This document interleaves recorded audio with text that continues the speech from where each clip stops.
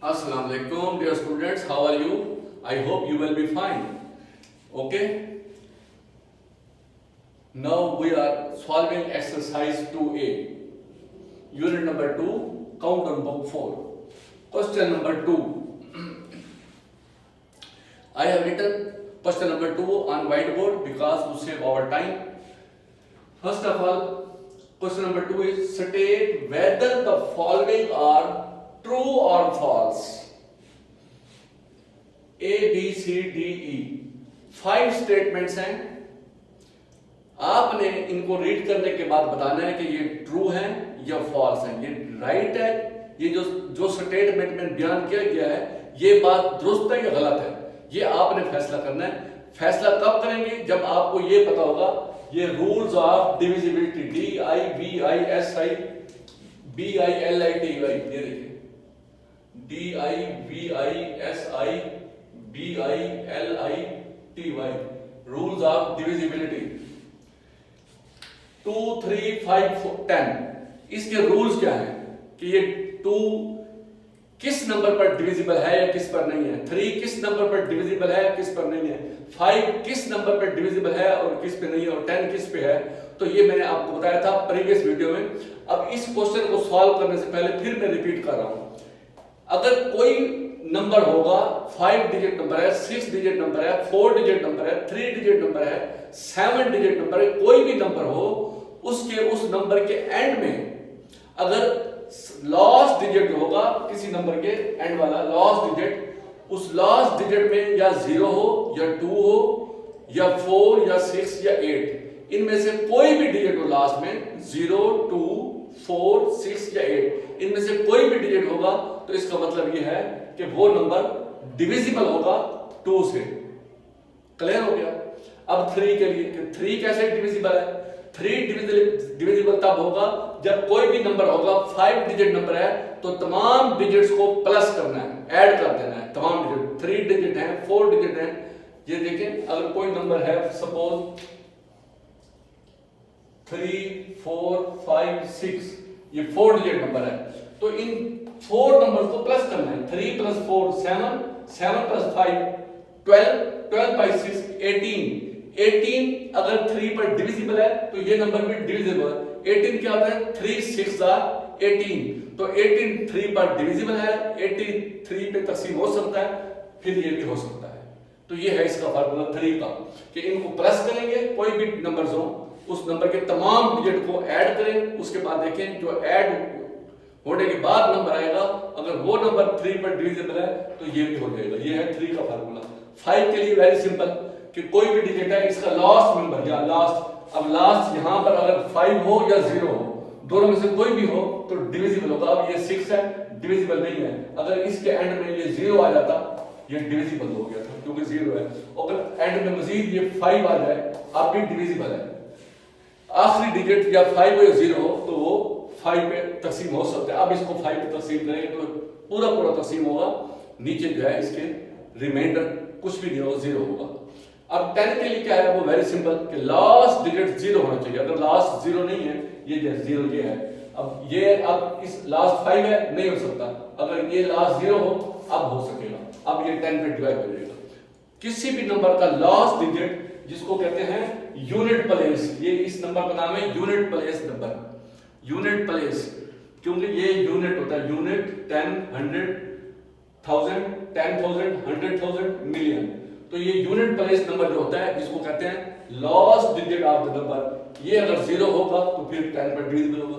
तो ये बातें दोबारा रिवाइज हो गई. अब आप आसानी से ये इन तमाम सवाल का जवाब इजीली दे पाएंगे.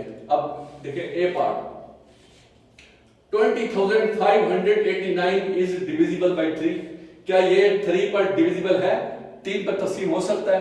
तो हमारे सामने फार्मूला मैंने क्या बताया था कि इन डिजिट्स को प्लस करना है.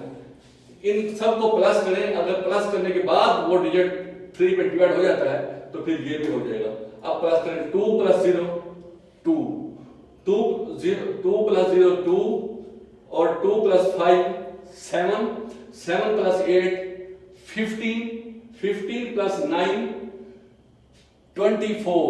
अब देखें 24 3 पे डिवाइड होता है. हाँ, 24 जो है ये देखिए 3 पर डिवाइड हो सकता है, 3 8 आर 24, ये 24 है, इसको डिवाइड 3 पे करें, 3 8 आर 24, ये 0 बच गया, तो ये डिविजिबल है।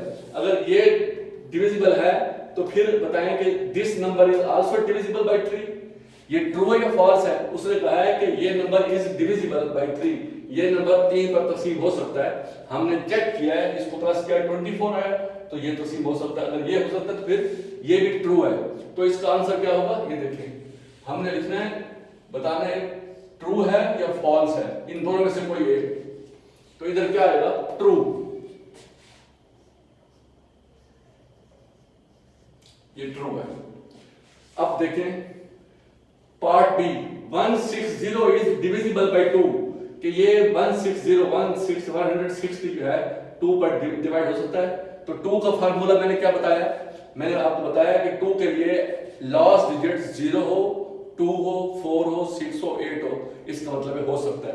तो 160 में लास्ट 0 है, तो इसका क्या मतलब हुआ, डिविजिबल है। तो उसने बताया कि 160 इज डिविजिबल बाय 2, 160 2 पर हो सकता है, तो इसका मतलब है ठीक है ये स्टेटमेंट, तो ट्रू है, ये भी ट्रू है। ये क्या है, true. C part, 225 is divisible by 5। उसने कहा है कि ये जो है 225 5 पर भी डिविजिबल है एंड 10 और 10 पर भी, ये दोनों पे डिविजिबल है। ये देखिए हमने कहा था एंड में अगर 5 हो तो वो 5 पे डिविजिबल होता है, 5 हो या 0 हो। लेकिन 10 के लिए लास्ट डिजिट 0 होना मस्ट है, ये 0 नहीं है।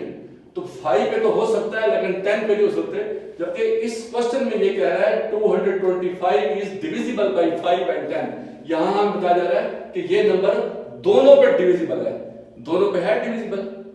नो, 5 पे डिविजिबल है लेकिन 10 पे नहीं है क्योंकि लास्ट 0 नहीं है। तो ये फिर क्या हो गया, यस फॉल्स। क्या हो गया, false.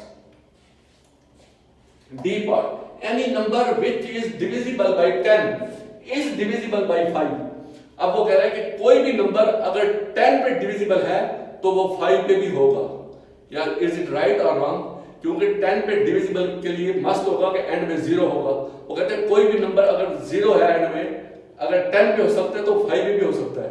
Yes it is right, क्योंकि 5 के लिए भी कंडीशन है एंड में 0 हो फिर भी ठीक है, 5 हो ठीक है।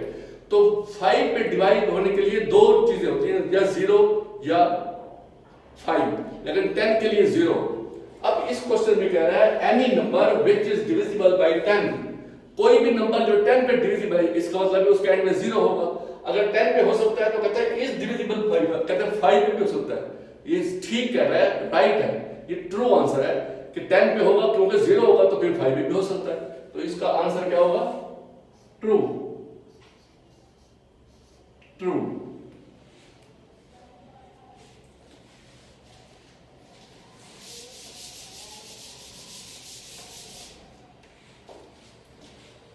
टी पार्ट,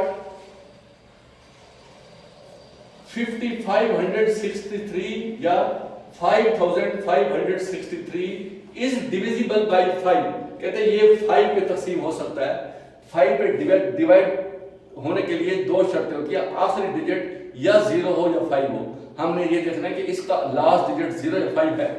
नो, इसका लास्ट 3 है, तो ये 5 पे नहीं हो सकता। तो ये स्टेटमेंट रॉन्ग है। उसने बताया कि इट इज डिविजिबल बाय 5, तो डिविजिबल नहीं है, तो ये रॉन्ग है। तो यहां हम क्या लिखेंगे, फॉल्स, FALSE, FALSE, फॉल्स। तो ये हमारा क्वेश्चन नंबर 2 कंप्लीट हो गया। इस क्वेश्चन में मैंने शुरू में बताया था, अगर ये सेटअप आप समझ लेते हैं कि 2 किस पे डिविजिबल होगा, 3 और 5 और 10, तो फिर पूरी एक्सरसाइज आप इजीली सॉल्व कर लेंगे। तो आपने फर्स्ट क्वेश्चन भी सॉल्व कर लिया और सेकंड भी सॉल्व कर लिया। इंशाल्लाह थर्ड क्वेश्चन भी आप इजीली कर लेंगे। Okay, thank you very much.